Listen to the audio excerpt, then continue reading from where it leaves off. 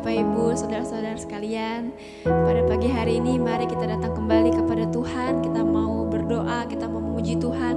Sebelum kita mengawali setiap aktivitas kita sepanjang hari ini, kami mengucap syukur Tuhan untuk kebaikan-Mu sepanjang malam. Tuhan boleh sertai kami dalam peristirahatan kami, dan kami boleh bangun dengan tubuh yang sehat tanpa kurang suatu apapun. Tuhan, sekiranya sebelum kami mengawali aktivitas kami rindu Tuhan Kau boleh berkenan atas pujian penyembahan kami Tuhan, dan biar firman-Mu yang nanti akan kami dengar boleh tertanam dan berbuah dalam kehidupan kami. Terima kasih Tuhan, kami mau menyembah-Mu lebih lagi Tuhan. Haleluya. Kami menyembah Engkau Tuhan, memuji Engkau Tuhan, Kau sempurna dalam rencana-Mu dan karya-Mu. Ku serahkan hidupku, murnikan dengan Roh-Mu.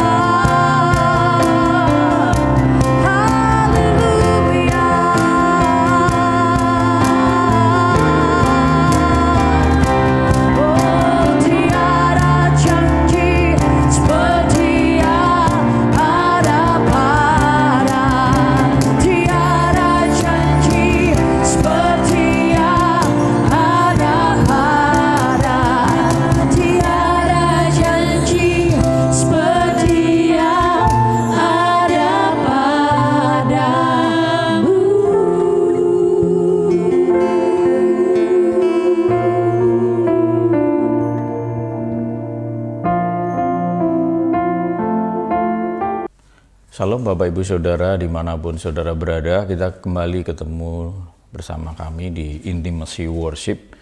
Baik, sebelum kita bersama-sama membaca sebuah firman Tuhan dan tentunya kita juga akan belajar firman tersebut, maka tidak ada salahnya mari kita bersama-sama kita tunduk kepala dan kita berdoa. Bapa yang kami muliakan, di dalam nama Tuhan Yesus Kristus kami mengucap syukur Bapa untuk hari yang baru ini. Kami percaya Engkau terlebih dahulu mengurapi hamba-Mu ini. Engkau memberikan kemurahan yang terbaik bagi kami. Terima kasih Tuhan. Ini adalah sekali lagi bahwa anugerah bagi hamba-Mu Tuhan. Tuhan, sebentar lagi kami mau share beberapa ayat firman Tuhan. Kami percaya di dalam firman ini terkandung nilai-nilai yang sangat berguna bagi kehidupan manusia dan banyak hal-hal yang penting yang akan kami pelajari. Tuhan, kami percaya melalui firman ini pengurapan-Mu Engkau berikan kepada kami Tuhan. Terima kasih hanya di dalam nama Tuhan Yesus. Haleluya. Amin. Mari Bapak Ibu Saudara, saya ajak untuk membuka Alkitab kita. Mari kita buka di Galatia 5. Kita mulai dari ayat yang ke-19, yaitu perbuatan daging telah nyata, yaitu percabulan, kecemaran, hawa nafsu, penyembahan berhala, sihir, perseteruan, perselisihan, iri hati, amarah, kepentingan diri sendiri, percideraan, roh pemecah, kedengkian, kemabukan, pesta pora, dan sebagainya. Terhadap semuanya itu kuperingatkan kamu seperti yang telah kubuat dahulu, bahwa barang siapa melakukan hal-hal yang demikian, ia tidak akan mendapat bagian dalam kerajaan Allah. Jadi saya garis bawahi Bapak Ibu Saudara ya, ini adalah surat dari Paulus ya, yang diberikan kepada jemaat di Galatia ya. Dan ini saya garis bawahi bahwa barang siapa melakukan hal-hal yang demikian, ia tidak akan mendapat bagian dalam kerajaan Allah. Bapak Ibu Saudara yang dikasihi Tuhan, kita tahu akhir-akhir ini di mana keadaan dunia ya, dimanapun berada ya, semakin hari itu semakin tidak membaik Bapak Ibu ya. Seperti sebenarnya sudah ada dinubuatkan ya di kitab suci kita, di mana semakin kesini itu kejahatan semakin merajalela tentunya ya. Nah, termasuk apa yang ada sekarang ini itu kita juga merasakannya tentunya ya. Tapi sebagai orang beriman kita tidak hanya berhenti sampai di situ saja tentunya ya, tidak hanya mendengar sebuah berita, terus mendengar sebuah nubuatan, tetapi apa yang harus kita kerjakan? Apa respon kita terhadap semuanya itu? Jadi Bapak Ibu Saudara, tadi ayat yang barusan kita baca tadi itu mengingatkan betapa perbuatan daging ya, itu banyak sekali saudara ya, dari penyembahan berhala, sihir, perseteruan, perselisihan, iri hati, dan seterusnya tadi ya. Nah, sekali lagi bahwa itu semua ya, itu semua kalau kita ada di dalamnya, bahwa dikatakan Paulus bahwa barang siapa melakukan hal-hal yang demikian, ia tidak akan mendapat bagian dalam kerajaan Allah.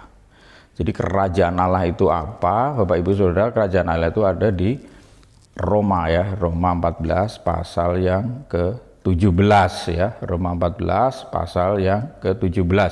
Sebab kerajaan Allah bukanlah soal makanan dan minuman, tetapi soal kebenaran, damai sejahtera, dan sukacita oleh Roh Kudus. Jadi ada kebenaran, ada damai sejahtera, dan sukacita oleh Roh Kudus. Nah, ini sebenarnya harus ada di dalam kehidupan orang Kristen. Namun di dalam kenyataan kehidupan kita sebagai orang Kristen, kita itu tidak lepas dari yang kehidupan sehari-hari yang mengikuti di dalam kehidupan kita, ya, antara keinginan daging dan keinginan roh itu saling tarik menarik, saudara, ya, saling tarik menarik itu terjadi setiap hari. Nah, seperti tertulis di dalam 1 Yohanes 2 ayat yang ke-16, ya. 1 Yohanes 2 ya, ayat yang ke-16 sampai ke-17. Sebab semua yang ada di dalam dunia, yaitu keinginan daging dan keinginan mata serta keangkuhan hidup, bukanlah berasal dari Bapa, melainkan dari dunia. Dan dunia ini sedang lenyap dengan keinginannya, tetapi orang yang melakukan kehendak Allah tetap hidup selama-lamanya. Jadi saudara yang dikasihi Tuhan, dimanapun saudara berada, hidup ini adalah pilihan. Kita mau mengikuti keinginan daging kita, atau kita mengikuti kehendak Allah, yaitu melalui roh kita. Itu terserah Bapak Ibu Saudara, ya. Karena kita sudah diberikan sebuah pilihan, ya. Tentunya kalau kita tidak mengikuti keinginan daging, ya kita mengikuti keinginan roh. Bapak Ibu Saudara yang dikasihi Tuhan, dulu memang kita ini adalah tawanan dosa, ya. Dan manusia rohani kita itu sebenarnya sudah dibebaskan, ya. Itu adalah ketika kita mempersilahkan, kita membuat bahwa Tuhan itu kita undang di dalam kehidupan ketika mari Roh Kudus tinggallah di dalam hatiku, ya, berkuasalah di dalam kehidupanku, ya. Artinya kita mengundang Roh Tuhan ada di dalam kita, dan kita percaya bahwa Dia yang berkuasa di dalam seluruh kehidupan kita. Itu artinya bahwa sebenarnya kita ini membebaskan roh kita supaya dikuasai oleh Roh Tuhan, yaitu Roh Kudus tadi. Nah, memang dulu kita, sebelum kita mempersilahkan Tuhan berkuasa di dalam kehidupan kita, tentunya kita ini adalah tawanan dosa, ya, tawanan dosa. Jadi seorang tawanan tidak punya kebebasan, ya, di dalam memilih suatu keputusan, karena ada semacam yang mengikat.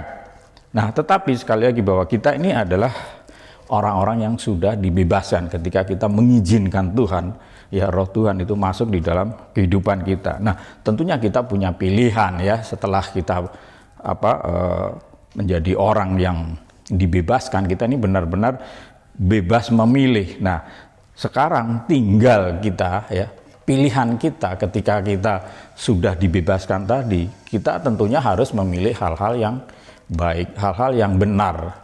Karena kita harus sadar bahwa sekarang yang hidup di dalam kita adalah sudah ciptaan baru, ya. Kita ini manusia baru.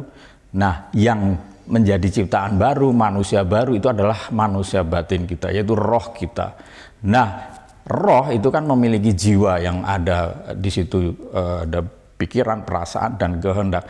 Nah, jiwa inilah yang harus yang berubah, ya, harus dirubah, ya. Jiwa yang harus terus-menerus diperbaiki. Karena, ya, memang ketika kita mengundang, ya, Roh Tuhan ada di dalam hidup kita, itu yang baru adalah manusia batin kita, itu manusia roh kita, ya, itu yang baru. Nah, bukan secara otomatis juga jiwa kita juga, enggak, saudara. Jiwa itu perlu dari hari ke hari itu terus diperbaiki. Kenapa begitu? Karena dulu kita, ya, jiwa kita ini kan jiwa yang penuh dengan kedagingan. Nah, kita masuk di bawah ke dalam jiwa yang tunduk kepada roh kebenaran, yaitu Roh Tuhan. Itu tidak mudah, saudara. Itu harus perlu proses yang setiap hari harus dilatih. Jadi Bapak Ibu Saudara yang dikasihi Tuhan, sehingga kita ini akan sadar bahwa Kristus yang ada di dalam hati kita, yaitu Roh Kudus tadi, itu benar-benar harus diberi kebebasan, harus benar-benar diberi kemerdekaan untuk memproses hidup kita ya, melalui kejadian sehari-hari kita ya, melalui kegiatan sehari-hari kita tentunya ya. Nah, barang siapa tadi ya, barang siapa kalau tidak keluar dari kehidupan tadi yang iri, dengki dan lain-lain tadi itu. Nah, kalau itu saudara dan saya tidak bisa keluar dari situ, berarti saudara dan saya menghidupi keinginan daging ya. Karena apa? Karena kan tadi dikatakan bahwa di situ ada iri hati, ada kedengkian ya, dan dan lain-lain. Itu semua itu kalau saudara dan saya tidak ada keinginan untuk keluar dari situ, artinya saudara tetap diam di dalam lumpur dosa tadi. Nah, kalau saudara masih ada di situ, artinya bahwa saudara hidup itu bukan dipimpin oleh roh, tapi saudara mengikuti keinginan daging saudara. Artinya apa? Kita ini binasa, kita ini celaka ya. Celaka apa? Jiwa kita, jiwa yang tidak ada damai sejahtera, jiwa yang senantiasa kacau ya. Kita bukan seperti itu saudara ya. Kita harus sadar bahwa kita adalah ciptaan baru, dan jiwa kita ya yang ada pikiran, perasaan dan kehendak tadi itu terus diperbaharui melalui saudara mungkin belajar firman yang diaplikasikan melalui kehidupan kita sehari-hari. Bapak Ibu Saudara yang dikasihi Tuhan, seseorang yang memilih untuk hidup seperti itu ya, seperti itu artinya bahwa seseorang kalau tetap dia memilih ya tadi ada di dalam suasana keinginan daging tadi, jelas mereka tidak hidup di dalam kerajaan sorga. Yang tadi saya katakan bahwa kerajaan surga itu bukan bicara masalah makan minum, tetapi di situ ada damai sejahtera, ada sukacita, dan ada kebenaran. Nah, orang yang hidup di dalam dosa tadi, tidak mungkin dia mendapatkan sebuah suasana kerajaan surga. Jadi di sini ada dua perbedaan saudara ya. Kalau kita orang yang sudah lahir baru, apakah mungkin bisa jatuh? Iya bisa saudara ya. Kita itu hari-hari itu diperhadapkan dengan hal-hal dunia ya. Jadi jatuh itu wajar ya. Jatuh itu biasa. Tapi sebagai orang percaya dan sadar bahwa kita ini adalah ciptaan baru, ketika kita jatuh kita cepat bangkit, kita bersihkan ya. Kita bersihkan, kita bertobat, ya, kita akan jalan ya seperti apa yang Tuhan kehendaki. Beda dengan orang yang memang begitu jatuh dan dia ternyata malah nyaman di situ. Nah, itu seperti dikatakan ayat di Galatia tadi yang berisi tentang keinginan daging tadi, yang berisi iri hati, dengki, percabulan dan lain-lain tadi yang seperti itu. Nah, kalau nyaman di situ ya tentunya itu juga pilihan ya, pilihan yang memilih hidup binasa. Tapi saya yakin orang-orang percaya nggak mungkin memilih hal yang demikian. Tentunya orang percaya memilih kita bangkit, kita berubah, kita bersihkan, kita bertobat dan hidup kudus, tentunya seperti itu. Nah, Bapak Ibu Saudara yang dikasihi Tuhan, orang yang sadar bahwa kita adalah ciptaan baru, maka kita bila jatuh sekali lagi kita itu akan keluar, cepat keluar dan bangkit. Bapak Ibu Saudara yang dikasihi Tuhan, bahwa kita adalah sekali lagi adalah orang-orang yang dikasihi Tuhan.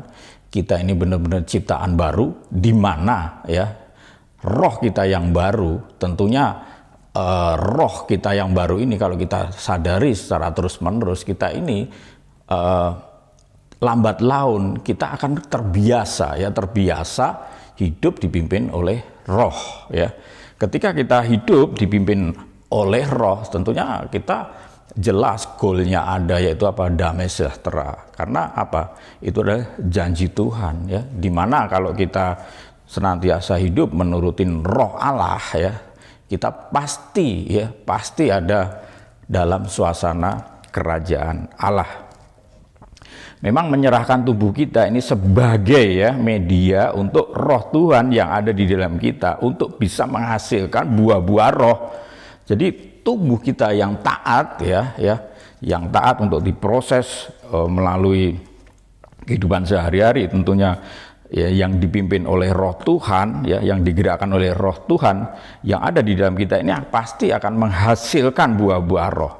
Jadi kalau kita taat ya, kan artinya taat saudara ketika pimpinan roh Tuhan itu memimpin setiap kehidupan kita, ketika roh Tuhan memimpin tubuh kita ya untuk mau kemana, mau ngapain ya, ketika kita nurut dengan roh Tuhan itu artinya apa?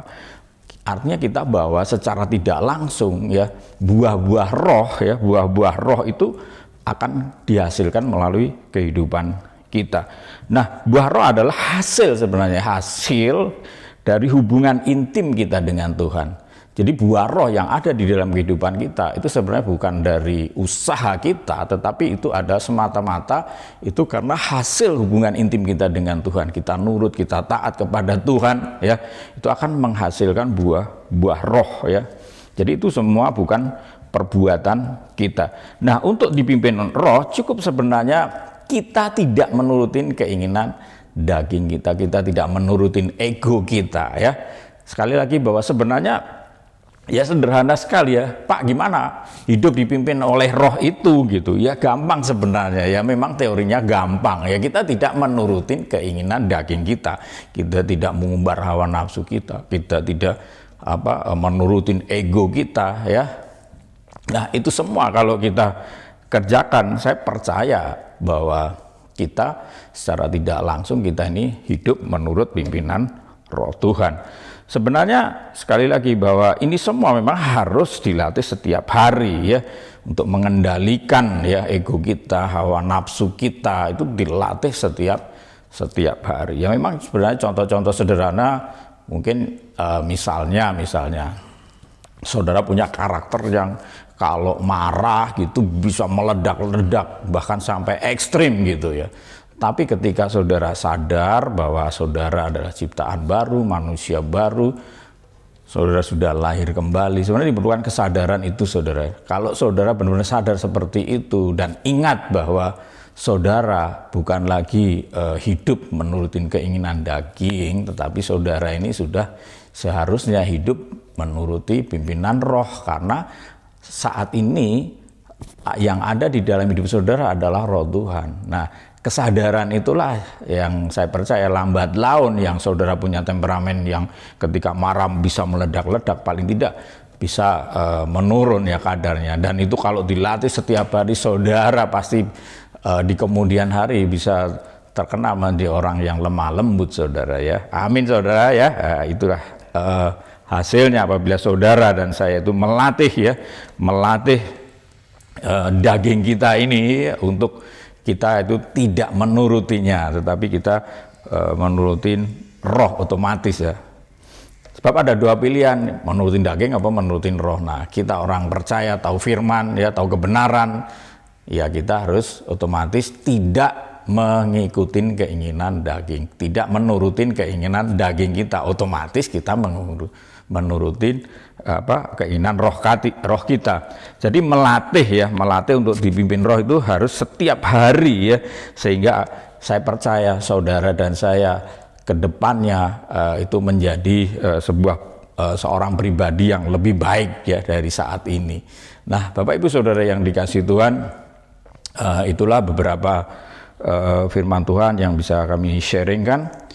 Betapa pentingnya sekali lagi firman Tuhan yang kita turuti tentunya ya, yang kita kerjakan dan kita lakukan. Memang sekali lagi bahwa buah roh itu nggak bisa saudara dan saya untuk saya mau berbuat sesuatu supaya buah roh itu ada di dalam kita. Kita mau misalnya saya mau sabar gimana ya caranya?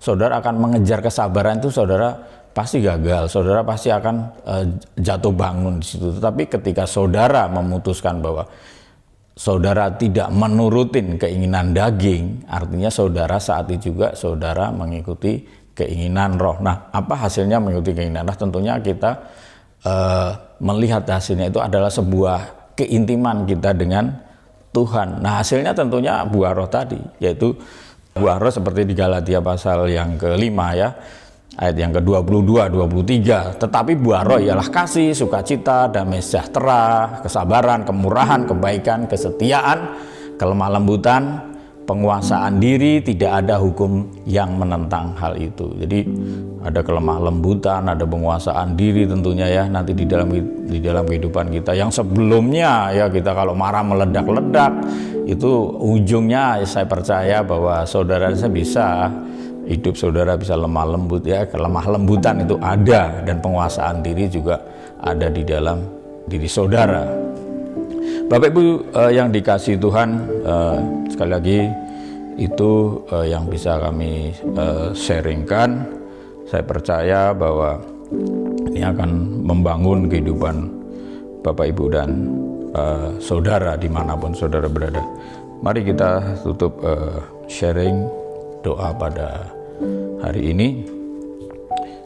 Bapa yang kami tinggikan di dalam nama Tuhan Yesus Kristus, kami mengucap syukur Bapa untuk firman-Mu yang hari ini boleh kami dengar, dan kami percaya bahwa karena firman-Mu lah hidup kami terus dibangun, hidup kami semakin percaya kepada Engkau, dan melalui firman-Mu Tuhan bahwa kami diberi pilihan bahwa menuruti roh itu adalah jalan yang benar, dan tidak mengikuti keinginan daging itu adalah seharusnya setiap orang percaya lakukan.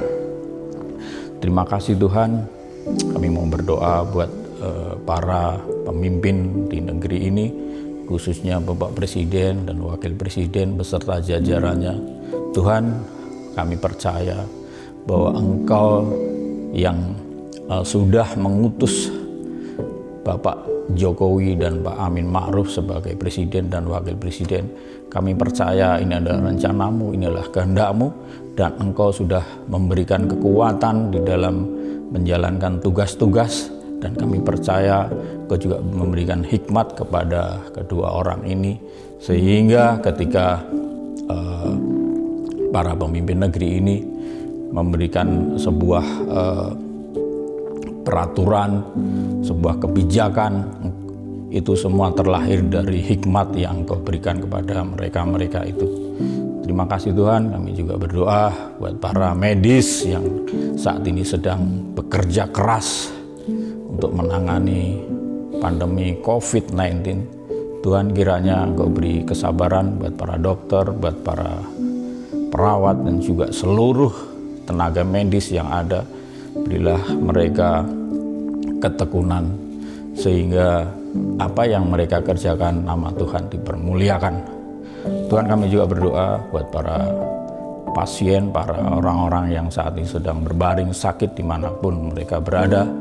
Biarlah tangan Tuhan yang senantiasa memberikan pertolongan kepada mereka, bahkan kesembuhan kepada mereka juga. Tuhan, kami juga berdoa buat seluruh para hamba Tuhan dimanapun mereka berada. Tuhan, kiranya Engkau menyertainya, Engkau memberikan yang terbaik, Engkau berikan hikmat. Jadikan mereka orang-orang yang berhasil di dalam pelayanannya. Jadikan orang-orang yang menjadi berkat bagi semua orang. Bapa kami yang di surga, dikuduskanlah nama-Mu, datanglah kerajaan-Mu, jadilah kehendak-Mu di bumi seperti di surga. Berikanlah kami pada hari ini makanan kami yang secukupnya, dan ampunilah kami akan kesalahan kami seperti kami juga mengampuni orang yang bersalah kepada kami, dan janganlah membawa kami ke dalam pencobaan, tetapi lepaskanlah kami daripada yang jahat, karena Engkaulah yang mempunyai kerajaan dan kuasa dan kemuliaan sampai selama-lamanya. Yang percaya katakan amin. Tuhan Yesus memberkati.